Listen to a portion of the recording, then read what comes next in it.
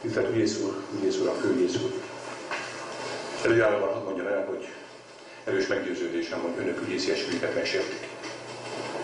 Önök, amikor esküjt tettek a köztársaság alkotmányára, akkor azt mondták, hogy elfogadatlanul, részrehajlás nélkül teszik a dolgokat. Amit most tesznek, az nem ez. Ők nem az alkotmányhoz, hanem a velem szemben álló politikai erőkhöz, a miniszterelnökhöz, annak pártjához hűségesek. Önök szégyelhetik magukat.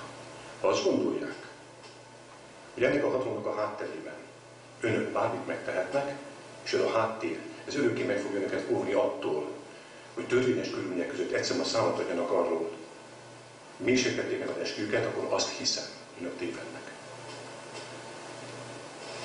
Ami a konkrét ügyet illeti. Gyanújuk megalapozatlan, hamis, konstruált, abból a politikai igényből építkezik, amelyet a mai kormánypárt évek óta hangoztat, és amelynek teljesítését önökre bízta, amely teljesítés, elősegítés érdekében ön kitüntette. Mindenkinek megvan maga 30 listje. Úgy látom, hogy magnak ez a 30 pénz kellett ahhoz, hogy ebben a becslő eljárásban részt vegyenek. Magyarországot, a hazámat szolgáltam esküm szerint, a jogszabályok szerint. Azt tettem, hogy a miniszternek tennie kell. Akkor szektem volna meg az eskümet, akkor szektem volna meg a törvényt, hanem az ellenkezőjét teszem.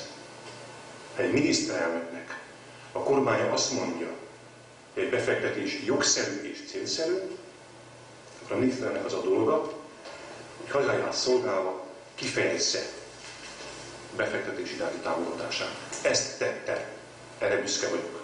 Önök megszégyeljék magukat. Kérdéseikre ezen túlmenően tekintettel az eljárás jellegére nem kívánok válaszolni. Ha vádat emelnek ellenem, a bíróságot be fogom bizonyítani, hogy önök egy becstelen eljárásnak az aktív résztvevői. Köszönöm szépen!